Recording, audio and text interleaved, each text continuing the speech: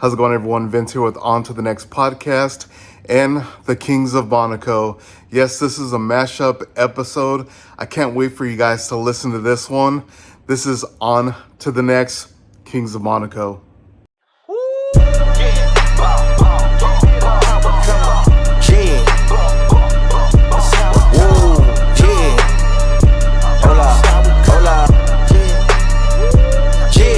It's been a long time coming. They ain't cuffing my clock, they tugging it.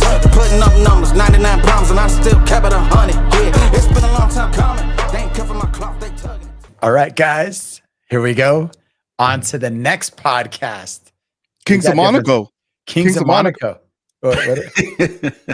On to the next Kings of Monaco. Dude, it's a mash.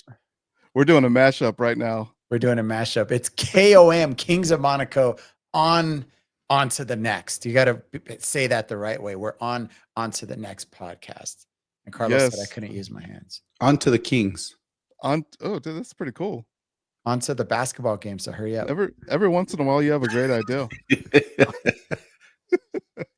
Dude, I'm excited about this because on my podcast, On to the Next, I've had all three of you guys on individually. And I was like, man, it would be cool to just do a mashup of the Kings of Monaco onto the next and see what all of us see how we do it. Those who tune into onto the next podcast, see how we do it on this Kings of the Monaco podcast and Kings of the Monaco, dude. I'm already getting all messed up. Right? That's not even the right name. It's not Kings of the Monaco. Dude, I am getting messed up, right? It's Kings not of Monaco. J.A. Cycles either. J.A. Cycles. And that's how it rolls, guys. We're just jerks And to each live, other. lead, learn. That's what LeBeau says. You can't get the legacy one right. Dude. Yeah, dude. It's been a blast doing, and you know, guys, I'm so excited that we started the Kings of Monaco because it really pushed me to do on to the next. I don't do you kind of feel like that, Carlos, or do you feel like it kind of edged you to think, man, I could really do this as my own podcast, the live lead legacy podcast? Yeah, I mean, I am still kind of on the fence as to whether or not I can do it, but it definitely has been inspiring for sure. I mean, if anything else, it's something that I look forward to catching up with you guys on a regular basis.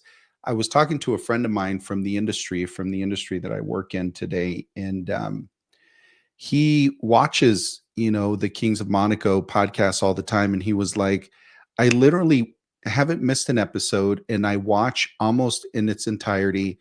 He's like, I love the chemistry that you guys have, and I think that it's true. Not a lot of groups have that type of chemistry, so it's fun every time we can record. Do you guys ever see a viral video and think, oh man, that's us? Like, I always see this video of these two old gentlemen. Tell me if you guys have seen this one.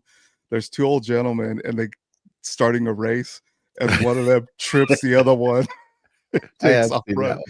Dude, that's like us in like 20 years, right? That old guy, he falls in slow motion. He's all, oh yeah. I saw a video with a bunch of older gentlemen. I mean, probably late 60s, maybe even early 70s, all playing basketball. And it was super cool. And it reminded me of like, man, that could be us one day too. That'd be super cool, man. Yeah, man. I still feel like my body definitely feels it when I go out and do some outdoor events. I mean, describe events, Vince. Describe events. I mean, because like walking.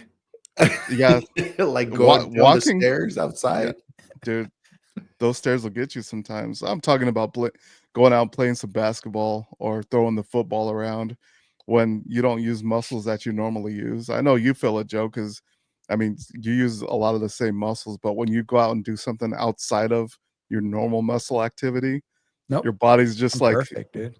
Oh yeah, just kidding. says the 20 knee braces that you have. In the epidural that you get every week. But oh my god, dude, you're so like don't even know what you're talking about man. right now. Dude, I will tell you though, sometimes I get like a reality check when I get up either from the dinner table, like too fast, like my back, it doesn't hurt, but it feels tight, and you're just like, whoa, that's unexpected, Well, and it's like your body cools down faster than yeah, it it's used so to. You sit weird. down for like hour watching basketball, and you're like, dang, I gotta get up and use the bathroom. You, I you do this thing. You do this thing. Watch. I You I grab the do that a sides, lot. right? And you're like, I do. "Ugh." Yeah. Because it's like it's not natural. I mean, it's natural, but it doesn't feel like nothing anymore. It's like you actually feel it when you move, which Do is hilarious. Do you ever like try to like try to get the blood flowing? Like it gets a little frustrating, so you stand up and you're just like just to like wake yourself up or get your body moving. You ever do that? Yeah. I Speaking do, of yeah. speaking of moving, look at who's on. Look at this guy. Dang, you said something without saying anything with that face and that noise. And you're trying to show your hat. You're like specifically turning your head to show your hat. No, my hair's a mess. Oh, I'm Your gonna hair? move. Yes. Your hair always looks the same, dude. It's I know, I always need a back. haircut. your hair is like the third hole in one of those golf courses because it has like a higher side on this and then the lower. I have hair. Your hairline. I have hair. It's like that's the bunker. Oh, I have hair. oh, he has fairway. He's Dude, not I've been all- I've been I have I've been- fairway. I've been getting that since high school, so I don't care. yeah. The chicks Since dig it. elementary, dude. What are you talking about? Elementary. Do Come they on, though? Steve. Do they? Do they? Come on, Steve Austin. Dude, Oh my god. That's John Cena, huh? My bad. Bo, Good what's to up, see you, man? big Bo. Am I breaking up the am I breaking up the vibe here? No. No, we were just Steve. talking trash about you. So We're so breaking so you're- so Bo, we explained that this is a mashup of On to the Next and the Kings of Monaco podcast. And So can we release it on both platforms? well Yeah. Yeah, why not? we'll talk about that afterwards. No. We'll have to sign some paperwork, but maybe. Yeah. No, Joe, you could do whatever you want because apparently somebody made you the leader of this group. So Because it's Can your we release podcast. this on JA Cycle and Live Lead Legend? I mean, Live Lead Legacy. He said Dude. legend this time. That's like the last thing he is too. He's like, dude. live, where'd lead, you get that wrong? lesbians. Hey, I could have went there. I didn't. What? Dude. Dude, what the heck, dude? It's You guys have a such an topic? easy name. dude, we don't have a topic board because I was gonna say, Joe, did you guys have a topic board? What happened? I was gonna write a topic board and Joe's like, I don't care. It's your podcast. Whatever. Dude, I have my board over here. Our receptionist, aka La Boss Man, wasn't here. Yeah. Hey, listen, you guys all have the same whiteboard. Like we planned this on purpose to like make sure that everyone is a participant here. I have an iPad. I have a Beautiful. white iPad. That's nice. Then break it out. Loves. I thought you called him love at first. Loves. It's Los. He said, break it out, love. Break That'd it be out. weird. Eddie, aka Love. That's so stupid, dude. That's one of his Wasn't that nicknames. Diddy's new nickname? Wasn't Yeah, he trying one of to? his names, aka Love. Oh my goodness. Papa Love. Yeah, that fool. He This is, tripping. so this is the real on to the next moment. Like we're bringing Kings of Monaco to on to the next. This is like transition. This is taking it to the next level, right? This is making moves. Yeah, what dude, I gotta say that like every episode that I had you guys on was it was so much fun. Bo brought the energy last Yeah, week.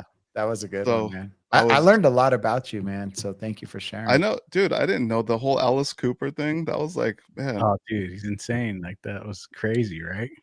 It's Yeah, real that was tough. probably the Real craziest tough. thing that I heard too, was the whole Alice Cooper thing. Yeah, my dad. Remind me again what it was. Man, Talk my about it again.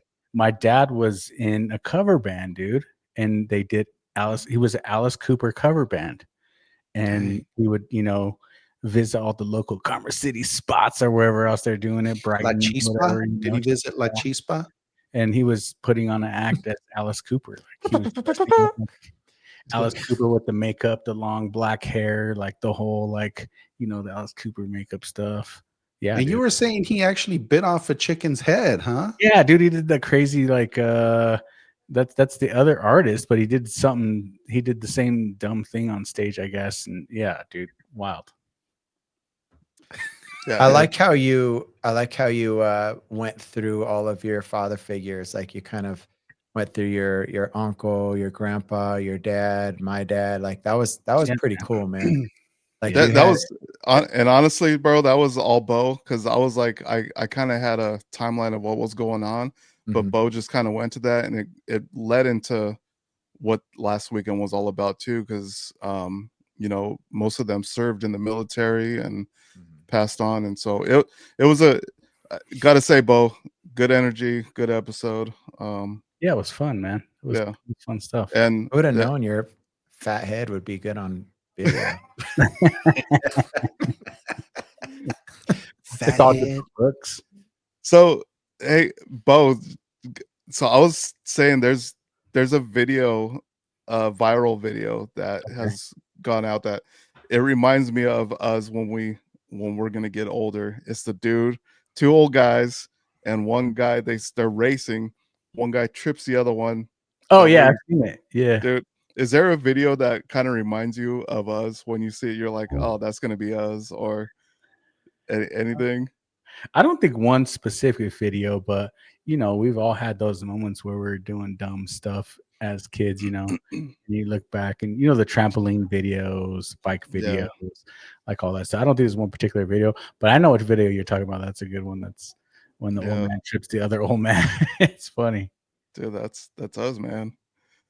But yeah, I kind of wanted to talk to well, see if there's like something in particular right now that has kind of pushed you guys to your next moment. Like I know Carlos, he's in the middle of it's like we're always in the middle of something going on to our next, whether it be uh,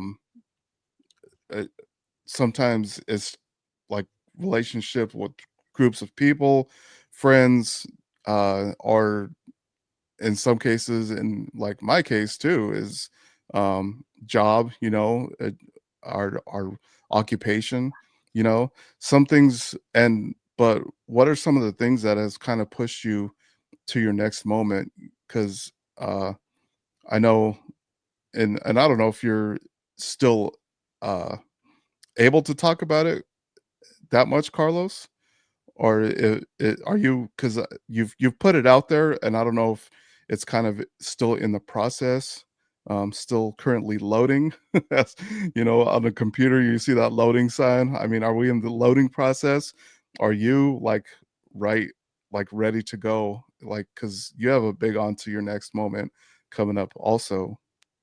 No, man, it's done. It's fully launched. It's fully baked. Um, about 6 months or so ago, my wife and I we've been talking for longer than that about what is next for us, right, long term. And I had the opportunity to become a CEO. Gosh, it's probably been 5-6 years now, and it really exposed me to a lot of really cool experiences, a lot of really neat lessons and learning opportunities. From there, I was recruited by a private equity firm that was owned by a couple of colleagues that I'd worked with in the same industry for years. And so they recruited me as their CEO of the private equity fund, making me an equity holder, an equity owner in the fund. And so I was there for a couple of years. It was really exciting. But I think like halfway through, Mandy and I started thinking about, well, what is going to be our long-term play? What is going to be our business legacy as a family? And so we really started to think through that a bit. As they say, timing is everything in life, and I really do believe in the providence of God. I believe in, when it's God's time for something to happen, it's going to happen, right? And not anything can stop it from happening. And so the opportunity came up for us to pursue a separation from the private equity fund. And, at first I was kind of nervous about how my business partners were going to take it, because it was such a big transition. And when we started talking about it, lo and behold, I feel like the timing was just perfect because everything just worked out. I was able to essentially take over the equity in four of the companies that the fund owned at the time. And so I walked away with, being the sole owner of three of those companies that already had existing client bases, had existing revenue that was going through. And quite honestly, I wouldn't have been able to move on to my next had that piece not worked out the way that it did, because obviously you need money, right? You need money to survive. You need money to move on. You need money to pay the bills and such and whatnot. And so that piece worked out wonderfully, and I couldn't have done it if the timing was not right. And I feel like even with my former business partners, they were very understanding, very supportive. Um, and there was certainly an incentive for them to do it as well. But again, it was because the timing was right, and so I decided to launch my own business, which essentially is a holding company for these four businesses that I was able to acquire from my former business partners.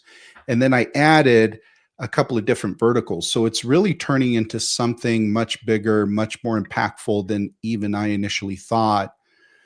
And the support that I've been getting from the industry has just been overwhelming. It's been great. I've had, large companies come to me and say, "Hey, how can we be involved with LunaLink?" LunaLink is the name of the new business. And Do we tell the audience what it is? Like exactly is your business? yeah, so think it's a membership group, right? So think of like a Costco model. So at Costco, you pay a nominal monthly fee or yearly fee to become a member. Mhm. Through that membership, you can take advantage of volume purchasing, right? So Costco makes these great deals with these manufacturers, and as a member, you get to enjoy the benefits of those deals, and that's how you can buy in bulk. And in most cases, families save a lot of money by buying in bulk, right? By being a member. You can also purchase all the different, services and commodities that they have. So you can, book travel through Costco. You can get new tires through Costco. You can buy clothes at Costco. You can, put solar paneling on your roof through Costco. So LunaLink is very similar in that we're built on membership. So we have general members who essentially are looking for specific services and products to help them manage and administer their workers' comp claim programs. And then we have vendor members who provide those services. So effectively, what we're doing is we're creating this ecosystem of members where they can purchase from one another, they can partner with one another, and we're making a true impact in the industry by providing better services that have been vetted at a better cost, and ultimately saving time. And in the insurance industry, there's a lot of friction when you think about when you file a claim. There's a lot of friction around the claim process, and so when you create an ecosystem like this where everybody knows each other, where everybody is working well together, you remove a lot of that friction from the process, and what's left is a very efficient, cost-effective claims management resource, right? That you can then hopefully help people save time and money, and ultimately that's the aim of the company. So we provide services to those individuals who are looking for those services to administer those claims, if that makes any sense. I know that insurance Yeah, can be and pretty complex, but in a nutshell, that's what it is. And again, I couldn't have done it without, number one, the support of my wife. She's way more intelligent than I am, and her support obviously would not without it, I wouldn't have been able to make the leap. And certainly without the support of my former business partners who are awesome guys, shout out to them at New Rain Capital. We're still, supportive of one another. And I think any time that you go through a transaction like this, it's pretty big. And when all of the parties can walk away from the table feeling like it's a good transaction for them, it's a really good day, right? Because most of the time when you're dealing with these types of transactions, somebody walks away from the table a bit jaded or a bit cheated, or like they didn't get their fair dues. And in this case, I can honestly say that everybody walked away really happy, excited, and I attribute it certainly to God's will and timing. It was just the right time, man. So very big change for the Lunas. We're off to a running start. Things are great, and I appreciate you asking about it. Yeah, man, I definitely want, and there will be or it in speaking of me editing, I already put up the information while you were speaking, so that way everybody could kind of visually see it and see what you're talking about while you were talking about this. So yeah, so I just to let you know, it was up, and so that way everybody has a visual eye on it, because you sent us the and it's not whatever you sent me. That's the one that's live, right? Yes. Yeah. Nice. So, but So it sounds like basically, Carlos, that if you have a workman's comp situation, you're providing a transparent environment for people to go to, and not only from the person that's suffering from the workman's comp claim, but also from the people providing services to them, like kind of connecting them transparently is basically what it sounds like, right? Like in a nutshell. Yeah, totally. So think of a workers' comp claim being, from point A to point Z. Between point A to point Z, that claim is probably going to make, and this is an estimate, between 12 to 15 stops based on what they need, right? Clinical stops, administrative stops, etc. Through LunaLink, we are going to host 8 to 9 of those stops in that 15 stop period, right? So these injured workers, these claims administrators will interact with LunaLink possibly 8 times throughout the care and claim continuum. And so we're able to help out and reduce that friction that I was talking about, because we provide 8 of those 15 services, right, that are necessary to administer that work comp claim. So it's a newer model to the industry. There's a version out there that's happening right now. It's called a bundled business model that large TPAs offer. But you hit the nail on the head, LeBeau. Not all of these models are transparent. Not all of these models really are looking for better outcomes.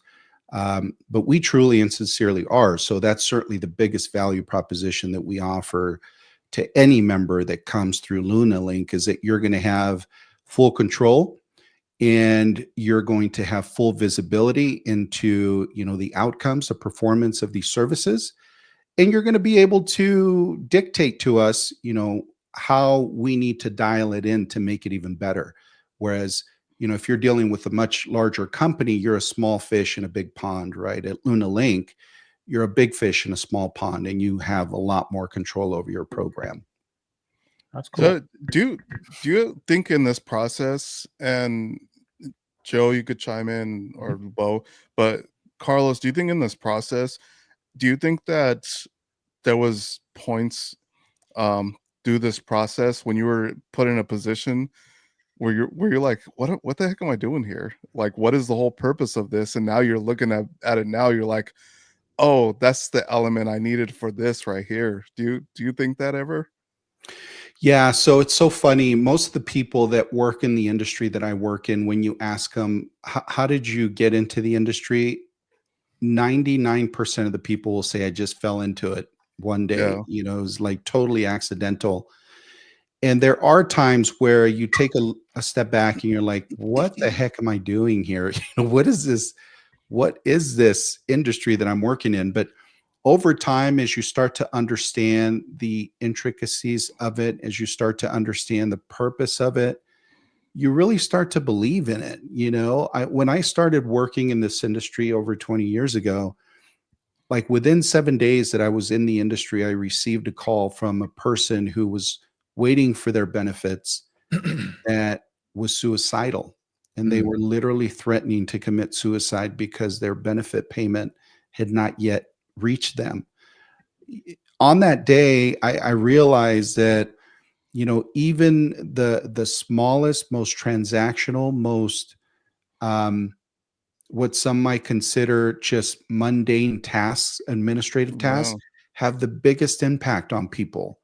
And I learned that even something as trivial as insurance can actually have a pretty profound purpose in someone's life. Think about it. Somebody was willing to end their life because they were so despondent about them not having the money they needed from their benefits. And since then, I've realized not to take anything for granted, right? Because you never know what it could mean to somebody else. And it really, quite honestly, hooked me to the human side of insurance. It's not just about dollars and cents. It's not just about filing a claim or denying a claim, but there are real lives that are being impacted here. Yeah. Dude, that's awesome. Just kind of and it's like through your experience, I think God put you in that situation to and suited you for that situation, which is it's amazing how God places us in certain places. You know, I I even think like what Joe is doing right now, like with his cycling channel, like from being a pastor to being able to do this and kind of speaking words of encouragement through his cycling channel. Do you ever feel like uh Joe do because you're in the um fitness industry, but was there a point when you were like, what the heck am I doing here? Were you like, I'm too fat, I shouldn't be in this Yeah, every day still. Yeah. First of all, before I answer that question, because it's a great question, I just want to give you props, Carlos. People who are listening should instantly trust you. And here's why I believe that. If you dissolve something or move on to something with a group of people, business partners, and everybody's happy and everybody's encouraging, that means you were doing great business even before. That means you had integrity. That means that you guys were running things legit and everybody's happy that people are moving on to bigger and better things. So props to you. Thanks, man. I So appreciate that. That means a lot. So from my perspective, people should automatically, on that merit alone, just trust that you Yeah. are legit. Because if That's that good. doesn't happen, man, a lot of times things will break up, people will be mad, things will get ugly. And then nobody wants anything to do with that, And he said that after you just called him fat. So Yeah.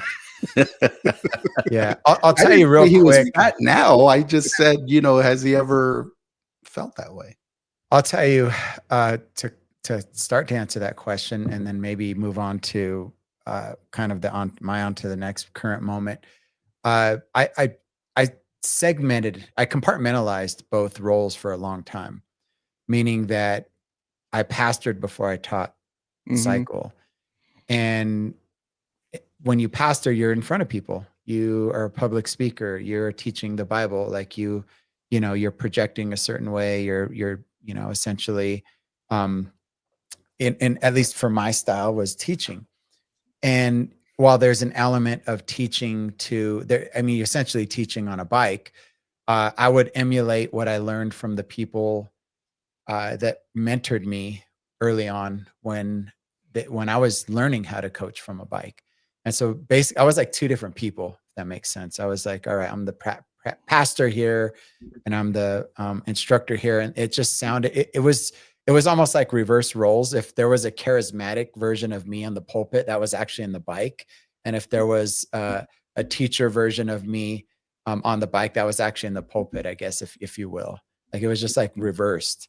Like where's that energy if I preach? I don't do that same thing. But do I need to? Is that me? And I guess over the years, and I don't remember how many years into me teaching on the bike versus preaching at church, where I started to think, these are interchangeable.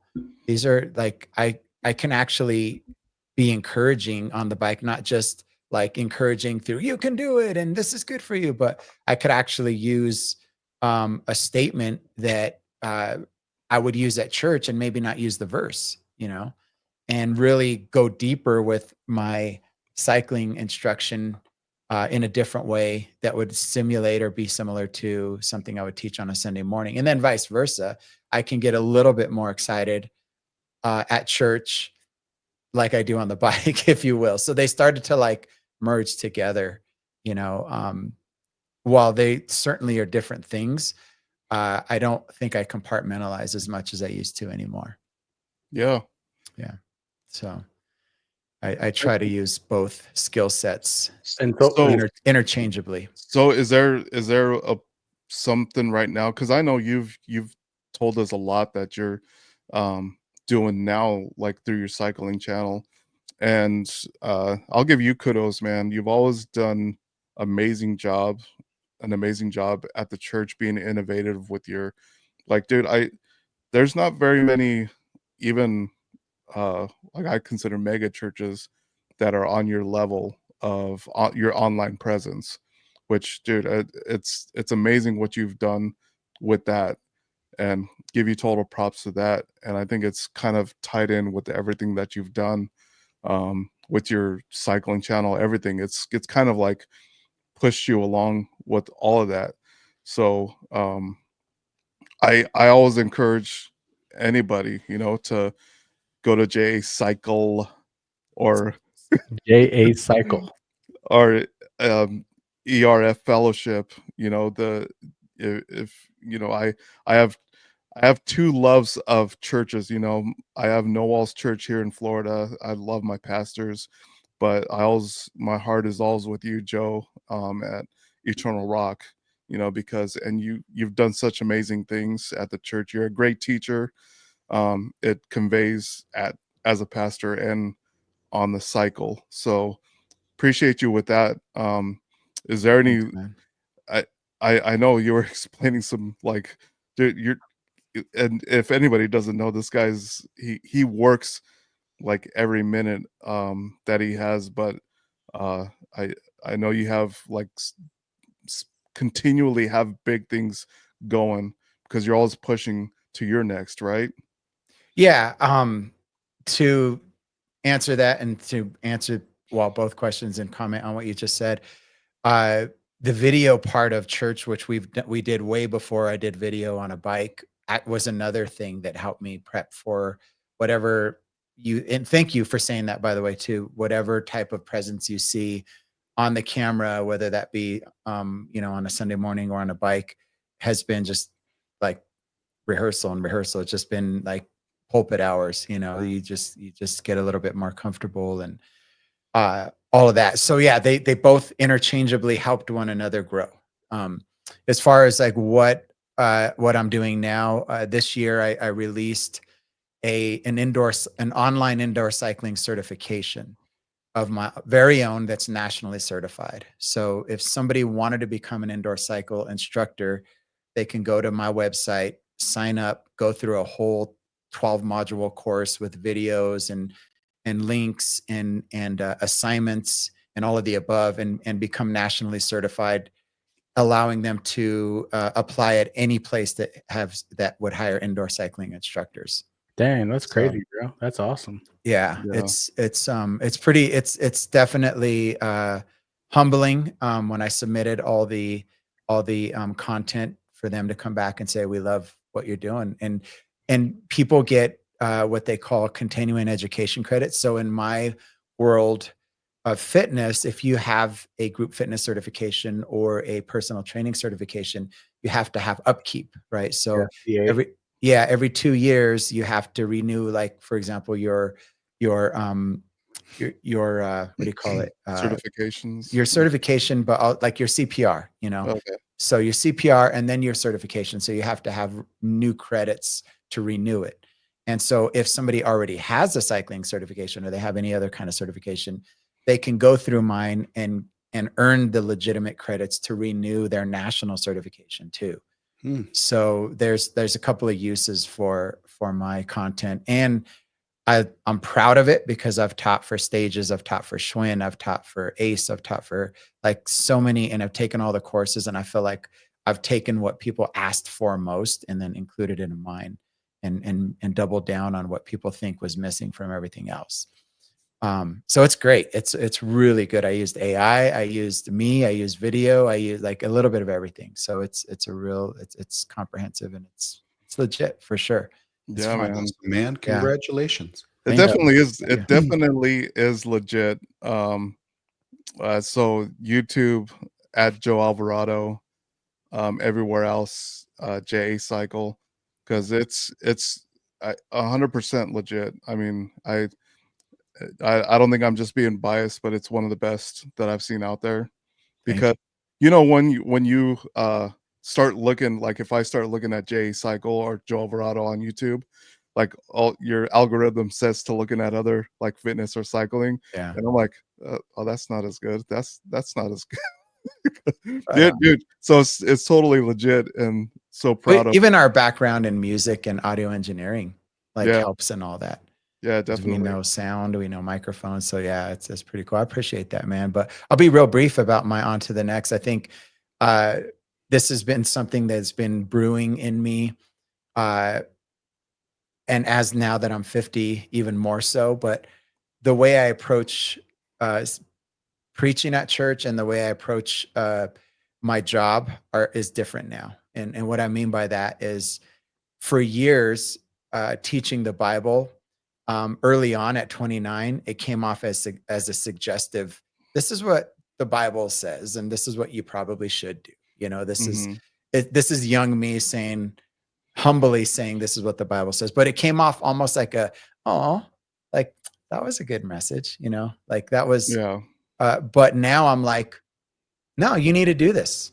Like seriously, you need to do this. Like it comes from a level of experience. It's not a young, suggestive tone delivery. It's a confident, I've been there, I've done this delivery. Here's how God actually comes through, or here's how he operates. Here's how the word, here's what this means in the Bible. And I promise you, if you start doing this, like that type of Yeah, delivery, if that makes sense.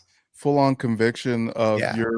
your history, your experience with your experiences with God and what it's done for you, and Right. now by word actually saying, no, I have been saying it all along, but now I I know it's to I've be lived true. it. Yeah, Yeah. I've lived it. So, Mhm. Yep. I think we're all in that, like, I've lived it, and now I'm able to actually put it into work, and I know Bo, because we kinda talked about your, um, you know, we haven't really talked to where you're at now, but just leading to where you're at now, being able to kind of be a leader and in your position right now, you've kind of had a company on your own, and so you kind of know what a business model needs to look out, what accountability needs.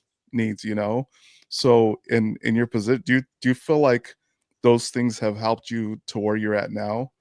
And No, I'm still, I don't have my own company currently, but I what's important to me is that I practice being an employee, because at this particular point in time I am an employee, right, of a company.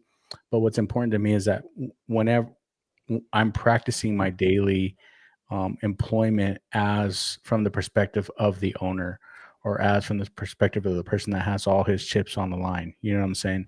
And knowing that it's important to be a good steward of the money, a good steward of the accountability, the good steward of the integrity of all those things that come along with someone who's running their business, making sure that I'm looking at it from their perspective, knowing that, what it really means to be that ultimate employee, is kind of where I'm at right now. I am, like I said, I am employed, but at the same time, I look at it as if it's my company, and my reputation and my my say so when it comes to the product that I put out for the customers and stuff like that. So I mean, just having the integrity, man, and knowing that you're doing the right thing at all the time with in the face of my owner, as well as in the face of my clients at the same time too. So Yeah, because I know it's not your company, but you're in a leadership role that you've been entrusted with,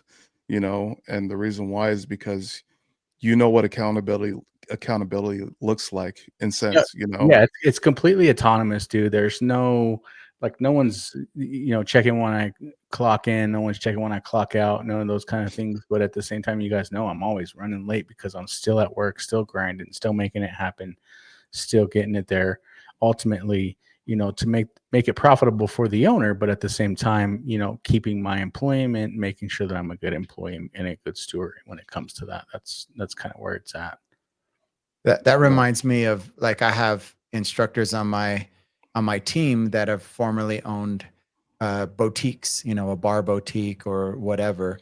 And, and for whatever reason, that season ended and now they work on my team. But anytime I make a decision that is a tough decision, cut classes, add classes, change the schedule, they're the first to say, I get it. I get it. And I'm with you. I totally get it. Whereas somebody who hasn't been in the experience of where you've been, Bo, in your in your life, they're like, why would he do that? What a jerk. He doesn't get it. But there's like total, like, a different perspective. It's a way different perspective when you're coming from like you said, they owned these boutiques and they knew the grind and they knew like all those decisions that make, every single thing count. And now they're able to account for those things and make it easier on you, really, Joe, at the end of the day, to be able to manage them and deal with them as far as like your hard decisions and things that you have to do to keep it rolling. Yep. I love that you take such ownership over your area of the business, and I think that as a business owner myself, there's no higher value than to have a colleague, a coworker that believes in what you're doing as much as you do. And I'll tell you, man, you're such a valuable person to that organization and to your team that just by your attitude of taking that ownership, putting yourself in a position of responsibility, not because of the title, not because it was bestowed on you, but it's because those are your values, right? There aren't many people like that these days. And kudos to you, man, for just being that great leader where you're at right now. I can totally see you, being poured into by the owners of the company, teaching you things of the trade that will benefit you long term. But I also can see you mentoring some of the younger people on your team, in the company, teaching them the things that you know. And to me, there's no greater asset to a company than a leader who leads because they believe in it, not just because you're asking them to or because you're paying them to, but it's part of who they are, and that's you. It's part of who you are. I love it, dude. That's exciting. Kudos to you, man. Yeah, and you guys seen kind of the fruits of the labor of having those type of relationships. You guys met Nathan. That's my ex-boss. Like that was the company as an employee that I worked for his company, doing the same thing, like making sure that at the end of the day, it's Nathan is behind this project. Nathan is making a difference in a greener Colorado and bringing all that stuff and that dedication and that stuff. And to the point where I leave his company, I literally have to sit down in his office and look at him and say, hey, my time has ended here. I need to move on. And it was completely just, he was sad to see me go. He would have loved to keep me. But he knew that he wouldn't even offer me to, any kind of money or anything to stay, because he knew that because of the way I was with him and his company, he knew that my decision was already there. And all he could do was just say, I got your back 110%, man. You've been nothing but loyal to me. You've been nothing but a great employee for me. And you've made strides and helped me build my company along the way that, I'm just happy for whatever you do. And even to the point where, like I said, you guys see it. He takes us to the private golf course, all this other stuff. So Yeah, just we all have that. You guys all have Well, that inside of you. I, Like I could, I could. There's something in the water, maybe. I don't know how to explain maybe. that, but even like Vince, when over the years when you've helped lead worship at our church, and you've always told me, hey, I'll be transitioning out of leading, in the next month. I'm just letting you know. And you're committed, committed, committed, committed until the very last day. Yeah. And it was never like you left me high or dry. I remember you telling me at different seasons where you would go to different churches and serve and stay committed. And then you would say, yeah, I think my time's over. So I talked to my pastor. Like, you never ever have left. So whatever it is and however we were raised and whatever influence we've had on each other, that's really cool that we all kind of have that type of reputation. Yeah, and I talked about loyalty on the podcast with LeBeau, and it kind of goes for all of us, as far as there's been a loyalty in friendship, but in accountability, in we challenge each other, whether it be talking trash to each other, but those words. So I mean, it's like there's always something that we know that we know we have each other. What it may not be like a serious conversation, but we know we have each other just to, you know, s- I could pick up the phone with any one of you guys and we could have just a lighthearted conversation and that could just set my day on another path or set my week on another path. So it's I mean it's helped me along on getting to me onto my next of what know I need to do and where I need to be in life because um, you guys have know I've been in sense in the corporate world, and I've been anywhere from a blue collar to management to over the years because I got to a point in my life in my late 20s where I was like I gotta get a job and I gotta really just provide for my family, and that's what I was doing. And we all have had that in our life, but it's cool because when you see the guys that you admire and you love the most amongst friends, you see them pushing themselves, and you're like, man, it's time for me to up my game, and it's not to be compared to or anything like that. It's just because that's the way we push each other sometimes, so I appreciate you guys for that because it's like helped me right now. And I'm right in the middle of my next, so um and it's cool because as I said earlier, like the Kings of Monaco podcast has really pushed me to kind of start this part. And I tell everybody there's a million people doing podcasts. There's so many good, and I'll say it, man. There's so many good podcasts out there that I listen to. That man, there's a lot of good, and it's cool because um, I was kind of thinking, has the journalism degrees have they gone out the door? Because so many people are doing what journalists were going to college for all these years and getting paid to do.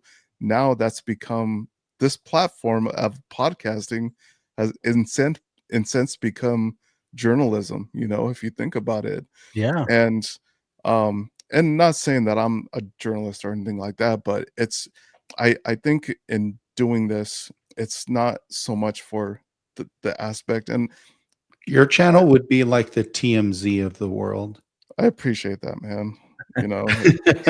Yeah. Yeah. No, I dude. mean that in a good way. No, but you're absolutely right. I feel like, the podcasting movement is kind of like, what social media has done to record labels. It's like you no longer need to be signed to Epic or to Capitol to really make it big anymore. Like, there are tons of indie artists that are making it huge every day because of social media, and podcasting is just another vein of that, where seemingly talented speakers can jump on a podcast and really, bring content to life and really make a difference in the world, a lot like journalism has in the years.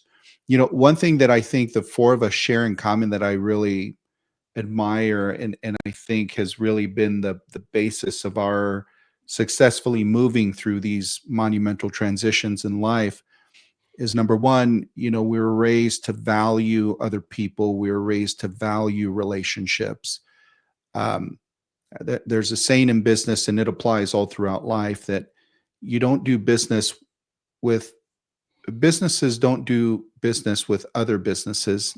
People do business with people, right? And that definitely resonates in every aspect of life. If you can see the value of people in whatever you do, it's going to help you to mitigate anything that is going to potentially try and encourage you to be greedy or to be selfish, because you understand that there's another human being on the other side of the equation that you should be mindful of, right? So valuing people and valuing relationships.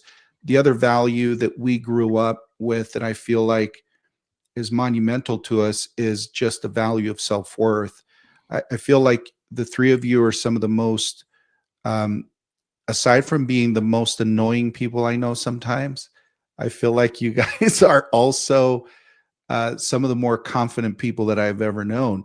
And that's a good thing. I feel like you guys understand your worth. You see, the value that you bring to the world around you, to your immediate circles, and in that it keeps you from being petty, it keeps you from being territorial, it keeps you from being someone who trashes someone else's flowers, right? And they're not happy with people because of their successes.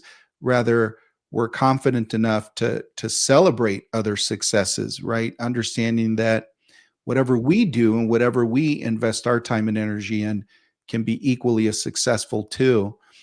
So those two values, man, I think have served us well, throughout life, and they'll continue to serve us well, right?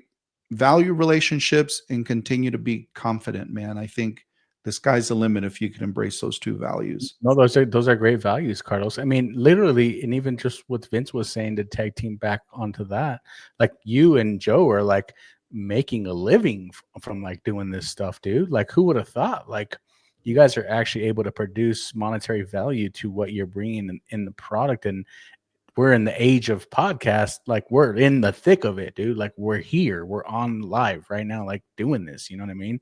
And that trips me out too, man. Like we're in the thick of it. Like we've caught the wave. Like sometimes things come along and you're like, oh man, I wish I was a part of that at that time or whatever. But dude, we're like living in the wave right now. We're in the podcast realm of it happening live in front of us type right now too, which is really trippy for me anyways.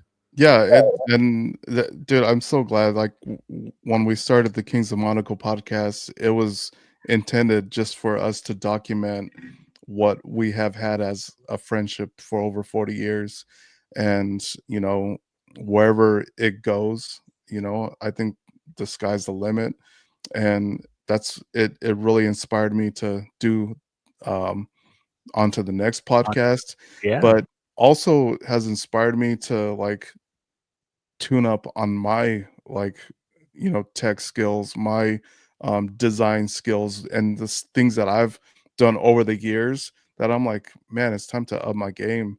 And that's what, like, even what Joe has done has made me appreciate what you've done with your design skills. I mean, because and since we've been artists like all of our life, whether it be with music or actual art on paper or Or on business. our business, anything, so man, it's it, uh, like I said, if you haven't seen the Kings of Monaco, go check it out, because there's some great episodes, some great just laughing bits that you'll appreciate.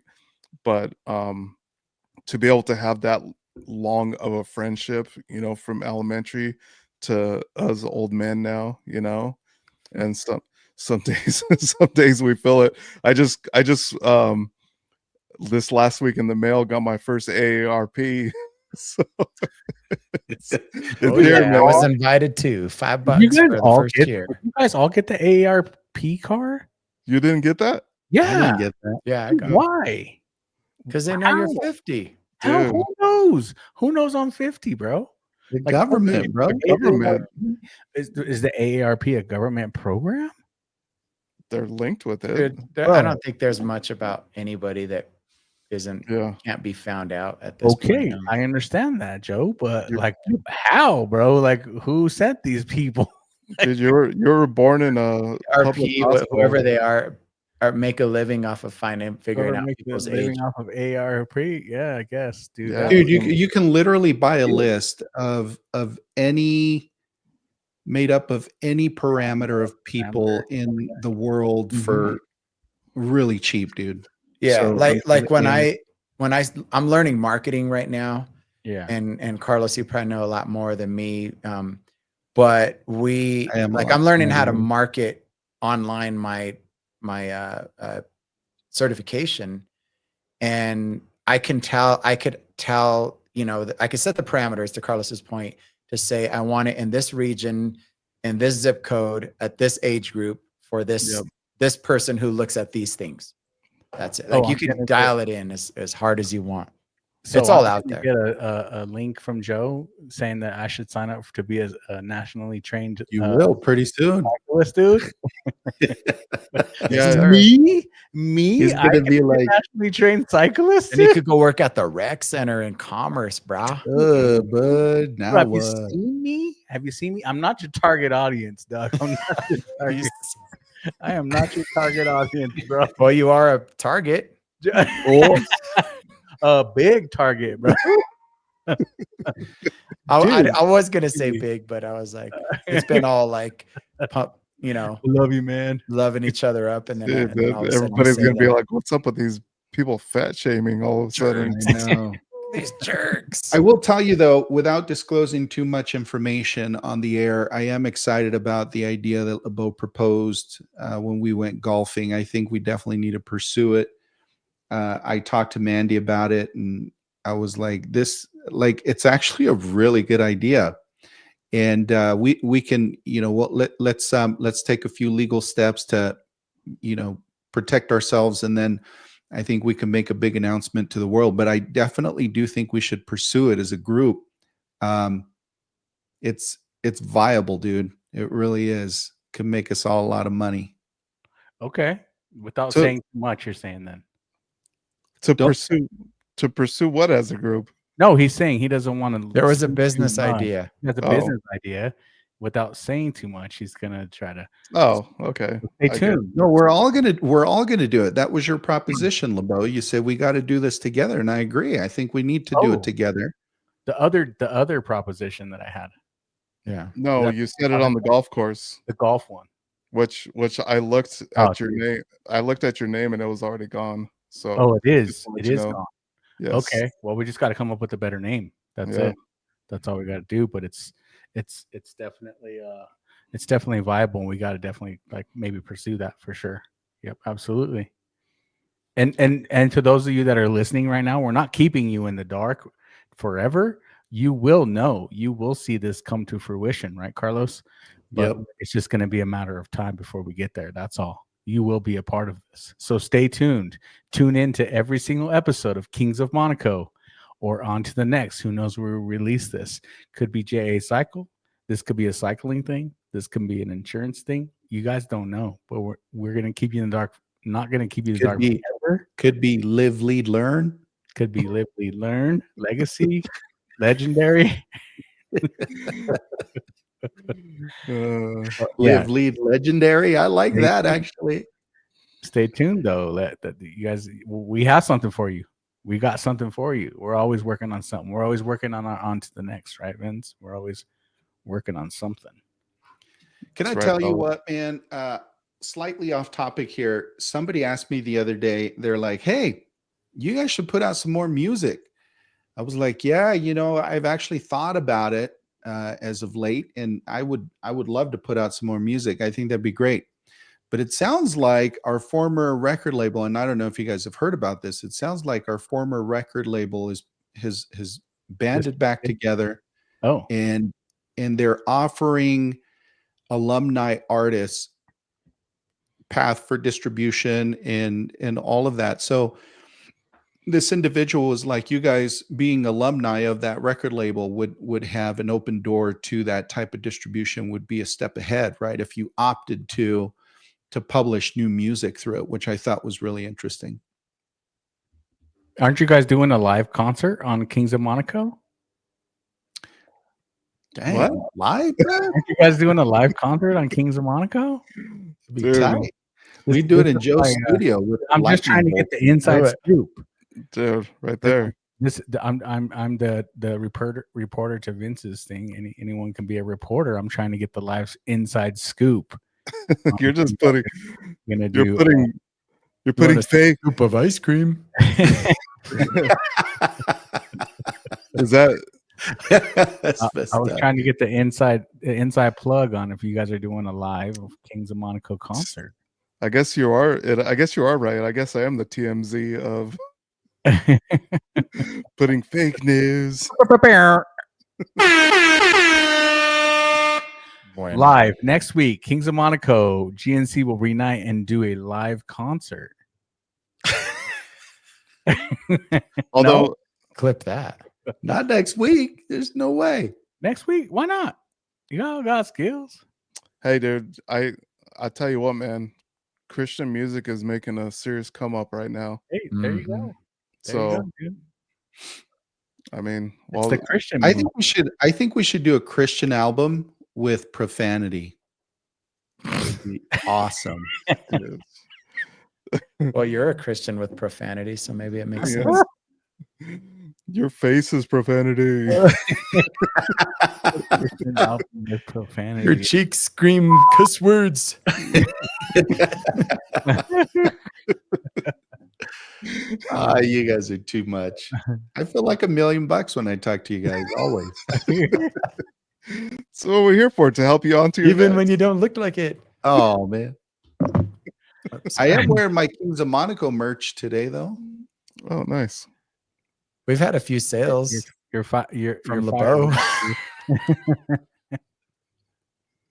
Few what? Oh, we've had a few sales on our shop from LeBeau. Oh, Got our own merch. I think he bought one color of each, right? Like he used to do with the spandex. Probably. Those are multicolor though, bro. Does that count? He's probably giving those out to his chicas, to cinnamon and dude. spice. Throwing them out, dude. I'm wadding them up like they do when you go to the basketball game with the rubber bands and just tossing them, bro. Like a free shirt for you. You get a free shirt, Oprah style, dude. Did you guys talk about any other topics other than just talking about each other because we love each other? No, You guys didn't have any other topics wasn't planned my here? podcast. Oh my! No, but I do have an awesome. I got awesome, topics. Dude. We can go. dude. I have an awesome observation, and I'm so glad that OKC beat Minnesota. Oh, that was crazy. Dude, I don't know. Minnesota to me is like the modern day Raiders, Detroit. dude. Detroit Pistons. I didn't like either team, dude. That's what sucked for me. Is like I know, but don't hate you feel both. better that now Edwards has no shot, and they got smashed, dude. I don't like either one. I But Oh, it does tell me that the Nuggets were better than Minnesota. Yeah, yeah. I mean, And were they? dude, do you think it's true that Shea's just getting way too many calls? Oh yeah, Yes, absolutely, 1000%. absolutely. yeah, Isn't his name pronounced Shy though? yeah. Well, it's spelled Shy, but I think it's Shea. It's Shea. think it's spelled Shy Gilgist. And that's the thing too. He took what LeBron messed up about the NBA and made it and took it to the next level of floppiness and Yes, playing calling, and it's dumb. All these That's guys are like so siloed into what they can do though too.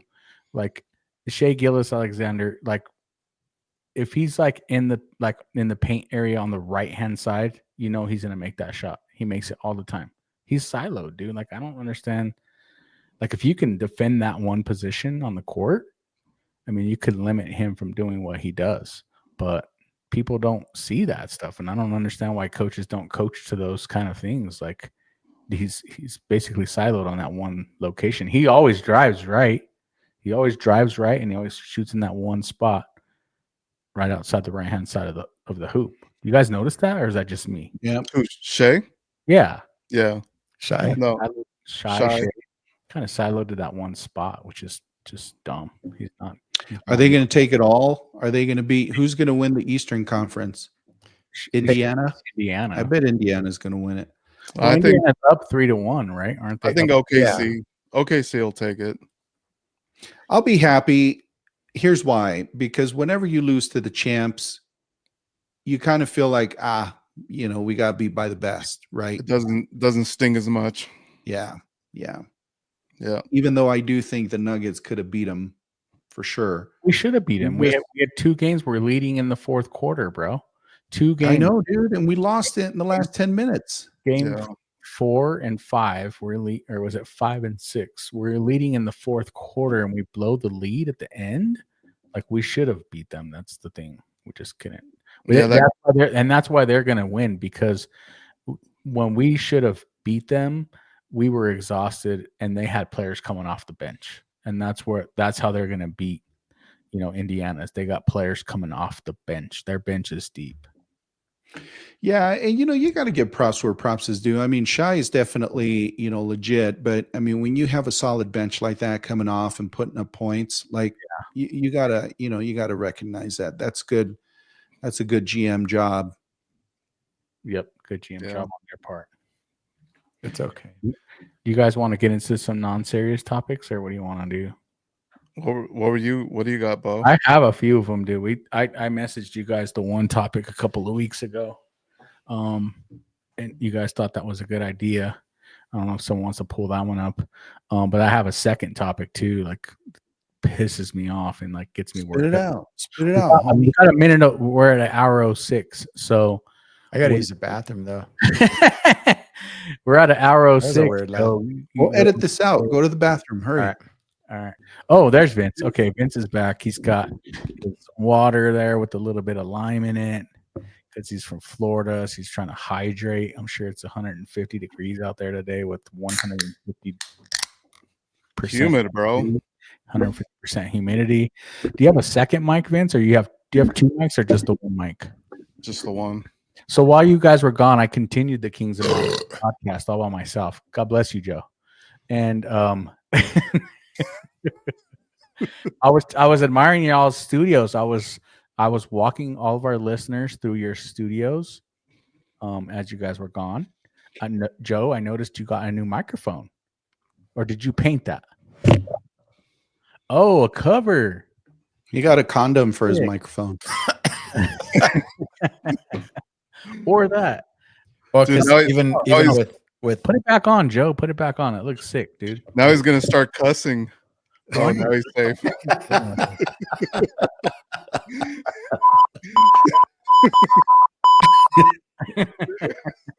No, that I was admiring that for all of our listeners and telling them that you probably painted that part of it, but you had you got I have all kinds of time to do stuff like that.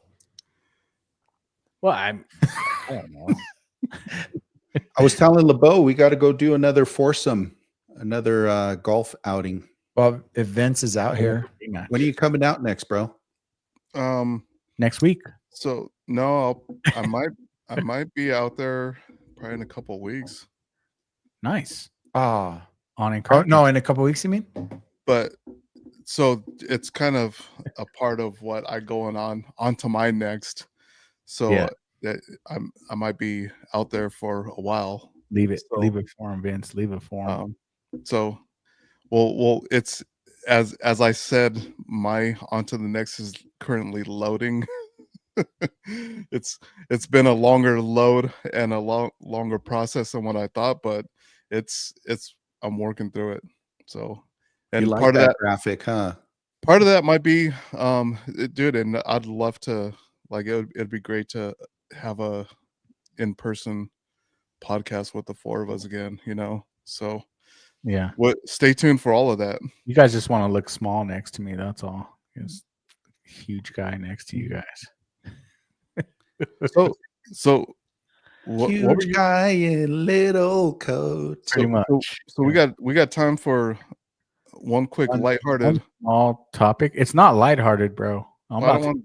Do you want to save it for the next Nah, I'm broadcast? pissed. No, I didn't want. No, I'm All right, count it down. Count it down so we can edit it properly. Huh? 3, 2. All right. So what's the topic that you have on your mind, Limbo? All right. So the topic that I was thinking about, and it's not necessarily lighthearted, but it's definitely like more and more it's getting on my nerves is tipping. Oh my Tipping goodness. is the topic, bro. Yes, like Whack. okay, let me tell you the story, all right, Carlos, and then because you look a little puzzled, so I'm gonna just Yeah, fill I you have no in idea and what show you're you what talking I'm about. talking You'll about. know in a second. Tipping, bro. Everybody knows. Pissing me Tipping. off. When you got a tip at the end of when they No, everybody it's not asks even for a the tip. end. It's not even the end. Let me tell you the story. Okay, so this morning I woke up earlier than normal and I didn't have time to make coffee, so I'm like, oh, no big deal. I'm just gonna run over to the good old coffee place. I'm not gonna say the name. Okay. So I'm gonna run over to good old coffee place, nationally, worldwide known coffee place, the coffee company. And I go and I'm like, all right, cool. I'm just gonna get some coffee here and I'll be on my way. Well, I go to the counter, I go to order, and the person taking my order is some younger girl, and she's gonna take my order, and she just like kind of seems like snobby, kind of like she's out, like I'm putting her out for being there to order some coffee. You know, have you ever get that attitude when you get to the I hate counter, that, dude. especially Yes. at the coffee place, right? And so I tell her, I don't ever go there really, so I don't really necessarily know what to order. Everyone has their like drink down to like give me one scoop of non-fat yogurt, whatever they want on their coffee, like one lima bean, whatever, you know. That's not me. So I don't know what I want to order, but I do like this brown sugar drink that I tried one time and I wanted that. So I go, if I tell you guys I want to get that, I don't know what the name of the drink is, but I want to do a venti. Um, this drink is brown sugar latte. What are you expecting me to get? A large brown sugar latte. And what's a latte? Hot. It's a hot coffee, right? Yeah. Is a Yeah. latte hot coffee? Isn't that always hot? If As I far say as I know, latte, yeah. that's No, hot. I Yeah. mean you could order a cold latte too, but Yeah, I guess so. they usually ask you, do you want it hot or cold? Anyway, did you get a Okay, cold so coffee? You wanted a I hot got coffee? yes, dude. I got iced coffee, and I wanted hot coffee. It was kind of gloomy out today, and I wanted the brown sugar hot latte, and that's what I was feeling. I was all hype about it, and then they're like, "Order for Bo," and I'm like, You it's wanted the night." caffeine goddesses to embrace your mental well-being with a Yes, warm dude. hug. Yes, I did. Yeah. And not only that, so this is the part that I'm talking about, Carlos, the tipping. So when I go to pay, so I come up, she's kind of raunchy with her attitude. I tell her what I wanted. I tell her what I She turns wanted. it, she whips around the thing. Yeah, she flips the thing Answer, around. I got a question for you. Yeah. She's like, oh, she flips no, she doesn't even say I have a question for you. She just flips the thing around and automatically on the screen, it's telling me to tip. These are my tipping options, right? So I'm like, no, I'm tired of this tipping option stuff because what am I tipping you for? Am I tipping you because you took my order? I'm paying for what I'm getting, and you're gonna. What am I tipping for? You took my order and then you handed me a cup and set it on the counter and called my name out. Is that what I'm tipping for? I'm not tipping for that, dude. So I got all mad. I didn't hit tip, and I'm so glad I didn't hit tip, bro, because I got a freaking You got cold coffee. exactly. But I You paid know, for it, and it was a premium price. Like, what? When did this become $9? Like, you know what I mean? Yeah, Like, coffee's not cheap, dude. this is so ridiculous. so You have check to this tip out. up front? I have a theory about this because a lot of these corporations have gone to the tipping because they could justify, well, we don't have to increase wages or we don't have to keep up with the current like wage set, standard because we're you guys are receiving tips, so you're in sense It's like with anybody that's what they always justify it as. Well, you receive tips on top of your wages, so that's what your And of that's course they distribute it when, especially when it's all done by it's already in their POS system, bro. I It's know, but already in so their it's POS system. distributed equally amongst the employees for the day. So dude, Bro, I'm it's so paying for my bad. coffee already, though. I'm I'm already paying $9 for my coffee. What am I I tipping dude, for, bro? You took my order. You were snobby when you took my order. You threw it Mhm. on the counter and yelled my name out. Like, what am I tipping for? That's what I want to know. If it's justifiable, I will tip you. If you're my server at a restaurant, I sit down and you coming back and forth, making sure I got what I wanted. Do I want hot sauce? Do I want napkins? Do I need anything else? Do I want to order additional things? Usually at a restaurant, though, the waitress or the waiter are super cool because they know they're working for tips. But dude, when you walk into like the national, you know, coffee company, and they want you to tip for what, dude? For what? It's pissing me off, bro.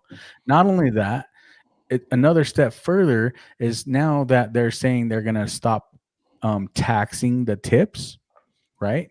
You guys know about that, right? yeah. Mhm. They're not gonna tax tipped I think that's employees. Colorado only, though. But yeah, No, because No. the president announced this, dude. Yeah, it's So I'm national. guessing this is oh, going to it's be a national. federal Okay. program, right? So a federal program is saying we're not going to tax the tipping on these things. But what sense does that make? So hold on a second. I'm going to you want me to give you extra money to do something that you don't really do in a form of a tip. You're not going to have to pay taxes on that. But that comes from my money out of my pocket that I've already paid taxes on. So you're not even going to get taxed on money that I've been taxed on. Bro, that is pissing me off. Yeah, tipping is a complex Is it ordeal slavery? because I do agree with you, dude. I don't like tipping unless there is a service like attached to it, like Mhm. like a Waiter or server. waitress? Delivery um, or a server. Hey, Even like I tip housekeepers all the time, Or like yeah, when I stay in hotel rooms. yeah. I tip absolutely. housekeepers all the time. But when all you're doing is working at a cashier, that to me is part of the purchase. That's Like your you job. pay That's for part that of my purchase. service as And part of your we're going to you. The right. customer is Yeah. going to you. You're not coming to us. Right. Yeah. So I ran into a situation this last week when we were finalizing our company website and we went out to lunch and I went to a restaurant and they were very upfront about they called it a 20% service charge on top of your food. 20%, right? They're like, You we have no just want to choice. make sure you're going to be assessed a 20% service charge. And this food was not cheap. Like we went to a place in Low-High. I don't know if you guys know where that is. Yeah. All those restaurants aren't cheap Yeah. over there. So I think I know which restaurant you're talking about because I think I've been there and I think I know exactly what you're talking about. we get our food. The food was good. It was definitely very good food. But then the server hands us our check and there is a place for an additional tip on top of the Additional. 20%. Yeah. So when I asked the server, I said, so the 20% service charge, who does that go to? Yeah. And he goes, the majority of it goes to the restaurant. Now, I don't know if I believe that 100%, but that's what they told me. They He's were the like, salesman, right? 100%. Yeah. Like most of it goes back to the restaurant, which is kind of weird because, in my opinion, whatever the restaurant is going to charge, it needs to be in the cost of goods. Like Yeah. Mhm. if your cost for meat is going up, then increase the cost of your food item, right? Yeah. If your transportation cost to secure good produce is going up, then mark up your meal, mark up the actual food. Don't ask me for a 20% service charge because that makes it sound like I'm paying for the A service. server's service, Yeah. right? But it wasn't the case. So somebody was not being transparent with me in that situation. Either way, I ended up giving an additional tip. which for lunch, I'll tell you, and I'm not saying this, I'm sure Was it- people, how many a lot of people- people how have many paid a people? lot more money than we paid for lunch. Our total bill was $80 for lunch For 2 people. for 2 people. Oh yeah. Yeah. Easy, dude. We Yeah. didn't have any alcoholic drinks. We didn't like. We literally had 2 hamburgers, 2 hamburgers for $80. Water and probably water. But dude, that issue is everywhere and everything and attached all kinds of different ways, not just for coffee. We went on a cruise and last year, and there was like $18 per day per passenger for the wait staff. And then there was like surcharges for the drinks. And there was like, it was like at the end of the day, we did the math and it was a smaller Paid cruise more ship. for that. Yeah, it was a smaller cruise ship, and we did the math on the passengers times 18 per passenger per day, and it was like $125,000 for that 7 days, just in gratuity, just in charges for the staff. Dude, I was like, Oh, you are could you? fill up the cruise ship with gas like 10 Yeah, times. it's like, are you kidding me? Because there's all kinds of that. You're not alone in that. I did a little search real quick. There's Is like, it pissing you guys off more and more though? Like Yeah. it's getting me mad, bro, because like what am I tipping you for? I just want to know what I'm tipping for when I go to the counter, order my food, my drink, or whatever it is, and all you're doing is handed it to me. And I'm still paying the cost of goods, like Carlos says. What are So- you? what am I or tipping they for? add gratuity at a restaurant because you have more than 6, and then they still add the little area where you can tip on top of that. Yeah, And they some still people ask don't you. look at that, or they don't mention it, and then you end up like 60% tipping or 50 or whatever, you know. So and it should be to the point where you should have the option. You did something great. Your service was great. I don't want to put in my face if I feel like, hey, can I give you a tip? Then here's a tip. Like here's a perfect situation. So we went to a restaurant, and with I was with my family, and they told us, yeah, it's going to be like a 2-hour wait. So Yeah, there you my, go. so my brother-in-law, the guy's he's one of those old school guys, and he's like, I'm gonna, don't worry about it, I'll get us a little sooner. So he like pulled, like the good fellas and said, hey, Yeah. handed the front host $20. no a full Benny, and And and we'll get he's like, hey, do you think it could get us set a little sooner? And they seen it and they're like, oh yeah, yeah, dude, we're absolutely. set within 15 minutes, Yeah. but that's it was out of our like, hey, we want an extra service, or man, you did such a good job, I need to add That's on what to. you're willing to pay for, right? Yes, Because you're but getting it shouldn't just be like, hey, here's your stupid coffee. I mean, bro, or- I was so pissed. the wrong coffee. You know what? And Yeah. this is the thing too is like the thing about there's 2 things I'm thinking of too. If I don't tip, right? I'm thinking they're gonna jack my stuff up, which they did anyways, right? Or 2, they're gonna look at me and be like, this dude's freaking cheap. This dude's a freaking cheap punk. And I'm not a cheap punk. Like I will pay if I feel like I'm getting justifiable service, I will pay. well, they used to, Not like, a fun. lot of those places used to have just a tip jar, in front of, Yeah. and you're like, man, you guys are like so nice. Everybody's so just hospitable here, and Yeah. so I want to like put an extra $5 in this tip jar because you guys are doing a great job. And then Not- even the POS systems, it makes me mad on the POS system when they turn it, you got an option and it's 20% on the left. You read left to right, right? So it's 20% on the left, 15 in the center, 25 on the right. And then there's not even an option for no tip. It just says other, right? So you have to hit other and then you have to put 0 because I'm not tipping you. You hit other, and this red light goes off. Yeah, basically, dude. Basically, right? Cheap guy, cheap day. Yeah, all the buttons Am I are like wrong? hidden, like Yeah. you don't know what to push. Yeah, am I wrong? To- I mean, yeah. I understand that they're No, taxed. you're not wrong. And here's where I feel like capitalism has just gotten out of control. Like I feel like anymore companies are becoming more and more sneaky. You know, they're not transparent. Like they're not upfront about these things. Quite honestly, again, if it's costing you more money to bring this product to the market, then you need to be adequately priced. You know, don't try and hide it under a service charge. Don't try and hide it as a tip, and then you're only going to give a portion of it back to your servers, right? Like, just adequately price your products, and Yeah. then don't expect your employees tips to pay for, you know, for any deficiencies that you have. But I feel like companies anymore, they're just not doing a good job. They're being very sneaky about it, you know, and it's, man, it's definitely creating some friction, you know, at the consumer base where people are like, I'm not going to give you a tip, when quite honestly sometimes you should give an extra tip, right? If you get good service, I Yeah. mean, you should give them an extra tip. Yeah.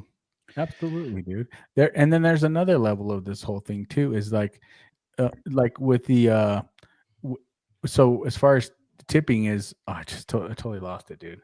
But you know, it this thing is just it's just getting out of control, dude. Like you said, Carlos, let me decide. Let me decide if I want to continue to visit to patron your business based on the price increase or whatever it may be.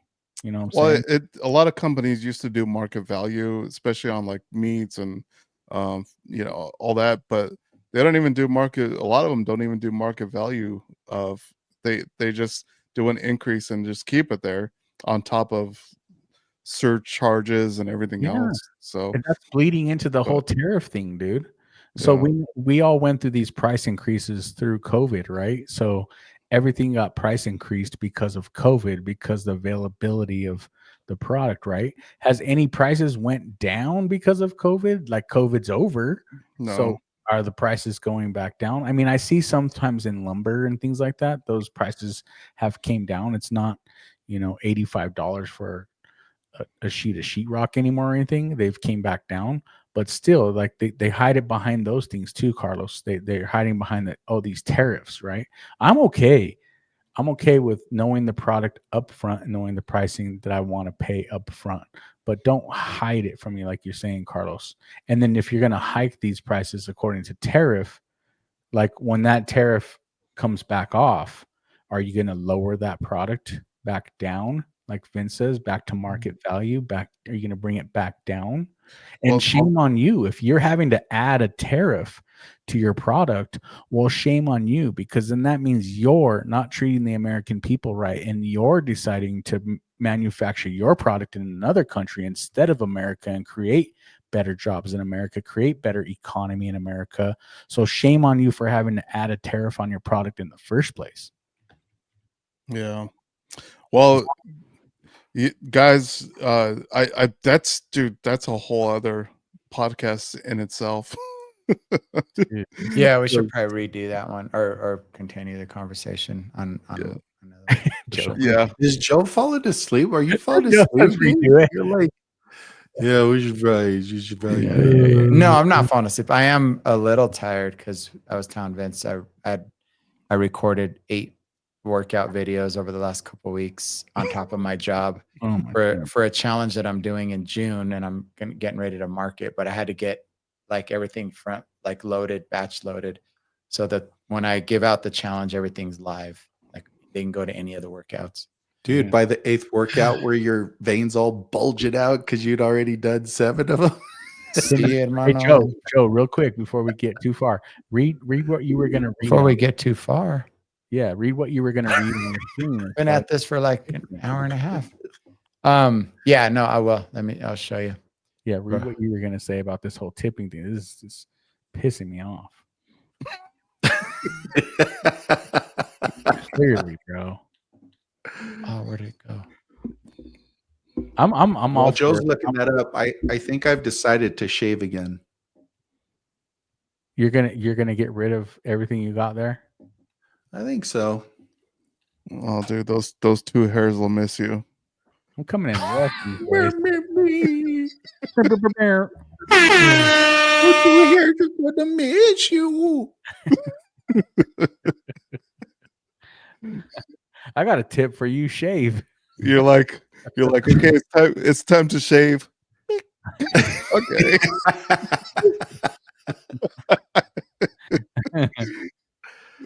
Oh, That's dude. what you do on your head. It's time to shave. Oh, that's right. Do you ever get some like real long ones, Vince, that go out and it's like curling or anything, like some stray hair that just says, "I'm gonna come out today." Dude, I make sure to get those. There's ones that want to straggle, but man, Dragon rock.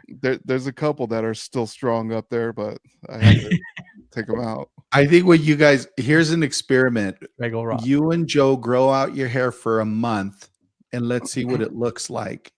And then LeBeau and I will draw what we think it's going to look like. And let's see who's closer. You're a jerk.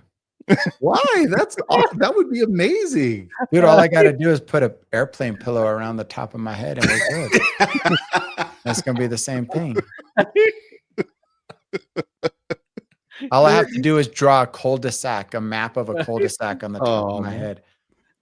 Have you guys ever considered getting hair tattoo? A hair tattoo? No. Yeah. All right. So we're gonna do this real quick, Mr. LeBeau, before we get too far.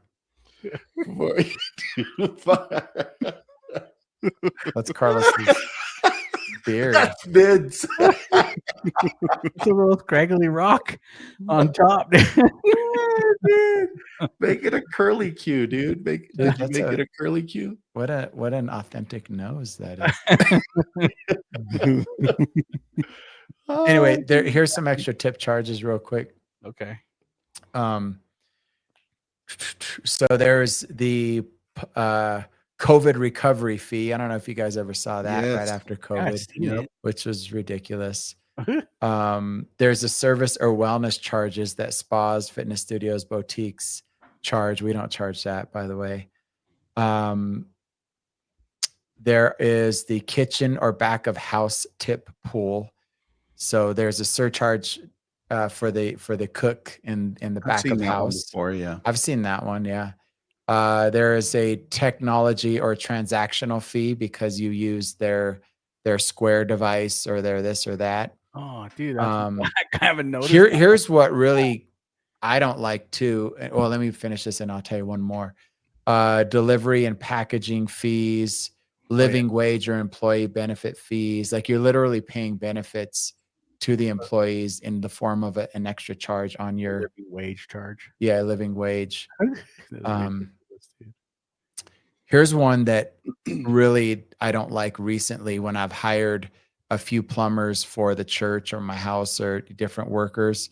They're like, we charge $500, but if you use your card, it's going to be $542 because I have to charge what they charge me. And I'm like, dude, you're passing that on to me? Yeah.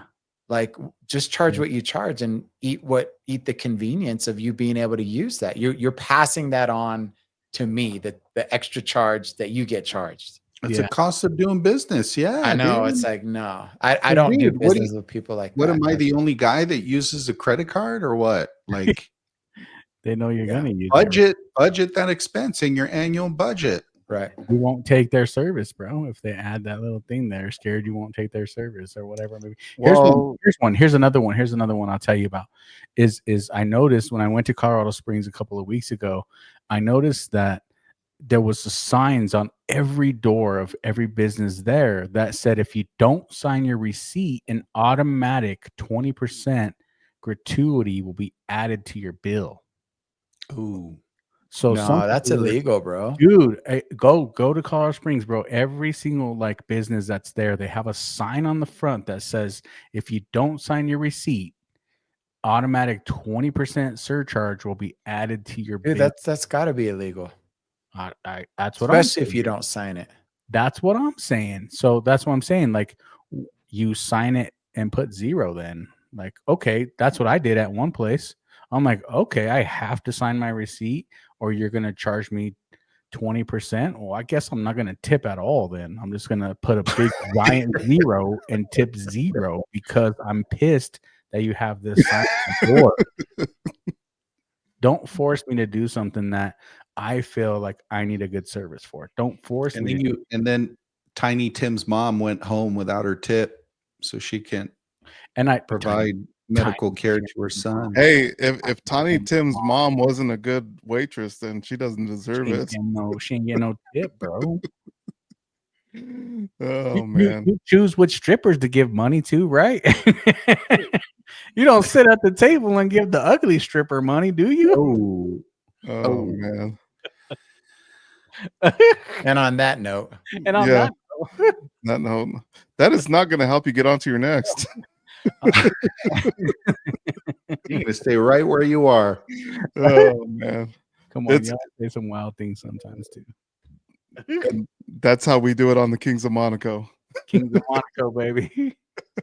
all right, Guys, gents. Guys, it was a Share, blast. subscribe. Yes, it was a blast doing this with you guys. Appreciate you with all of my heart.